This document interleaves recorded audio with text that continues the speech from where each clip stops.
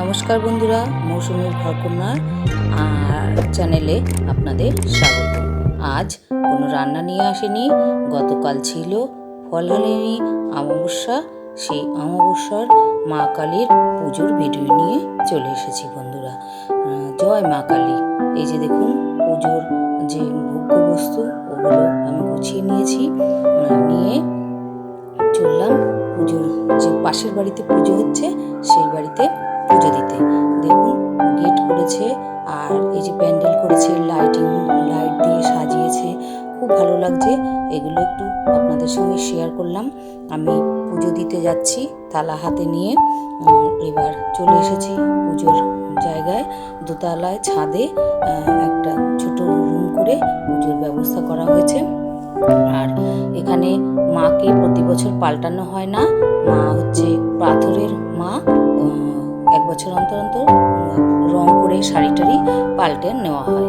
দেখুন, পুজোর আয়োজন সব সারা হয়ে গেছে। ভোগ মানে পুজোর ফল, নৈবেদ্য, ঘট সমস্ত সাজানো হয়ে গেছে। আর এখানে এই যে প্রদীপ, 108 প্রদীপ জ্বলবে রাত্রে পুজোর সময়, সমস্ত রেডি করা হচ্ছে ধীরে ধীরে। আর এখন সবে সন্ধে, হয়তো 5:30 6টা বাজে। তখন আমি চলে এসেছি ঘরের পুজোটা দিয়ে, সন্ধে পুজো দিয়ে পুজো দিতে। তো আপনাদের সঙ্গে মাকে একটু স্মরণ করছি। মাকে একদম আমাদের যে নৈহাটির বড় মা, একদম ওই রকমই লাগছিল। বড় মার মুখটা একটু বড়, গোলগাল, আর এটা একটু ছোট, দারুণ লাগছে। আর সব মাই তো একই। আর পাশেই দেখুন বাবা ভোলানাথের লিঙ্গ স্থাপন করা আছে এখানে। আর এখানে পাশে লক্ষ্মী ঠাকুর, এটাই এই বাড়ির ঠাকুর ঘর।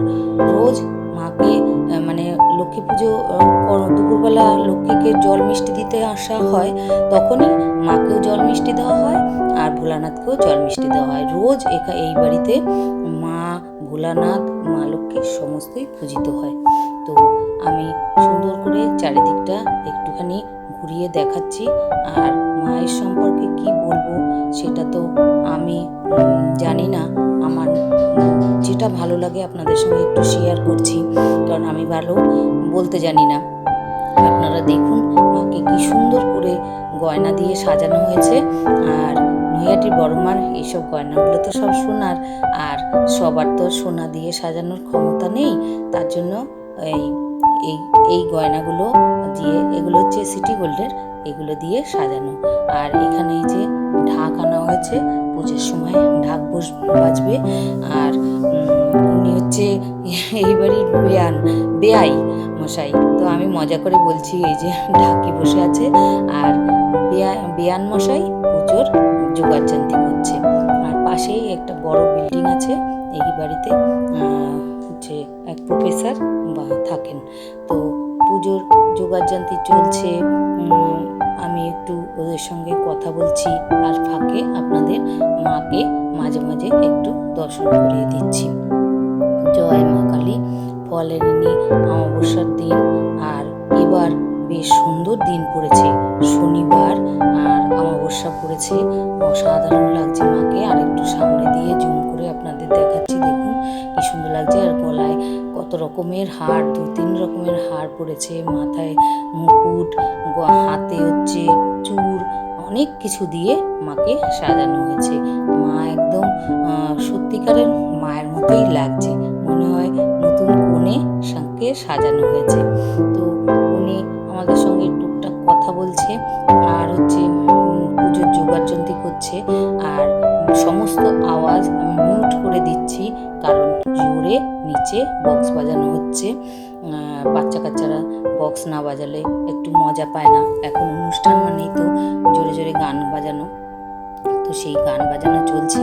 আর উপরে আমরা 3 জন মিলে এই মাকে দর্শন করছি, কথা বলছি, কখন পুজো হবে সমস্ত এই নিয়ে আলোচনা করছি।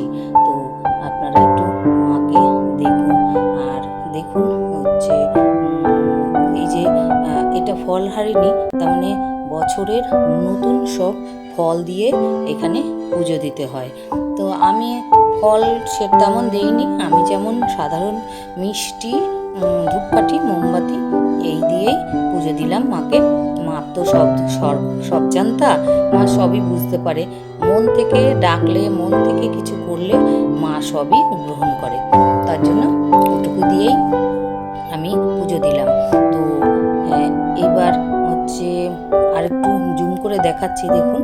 আর একটু আওয়াজ যদি দিতে পারতাম তাহলে ভালো হতো, তো কারণ বক্স বাজছে তাই দিতে পারিনি। তো আমি এই দেখুন, আর একবার আমি দেখাচ্ছি আমি কি দিয়েছি পুজোর থালায়। এই যে মিষ্টি, দক্ষিণা, মোমবাতি, ধূপকাঠি। তো এই যে ঘুরে ঘুরে চারিদিকটা আপনাদের একটু দেখাচ্ছি।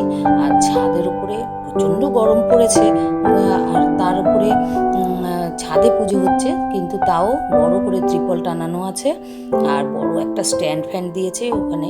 আর চারিদিকে বেশ হাওয়া, খোলামেলা তো, ছাদে একটু গরম লাগছে না, সবই মায়ের মহিমা। আর একটু মন্দিরটা আপনাদের ভালো করে দেখাচ্ছি। মন্দিরে ঢুকতেই ডান দিকে আর বাঁ দিকে সুন্দর রাধা মাধবের ছবি রয়েছে, আর উপরে বাবা মহাদেব, তারপরে মাকে বসানো হয়েছে।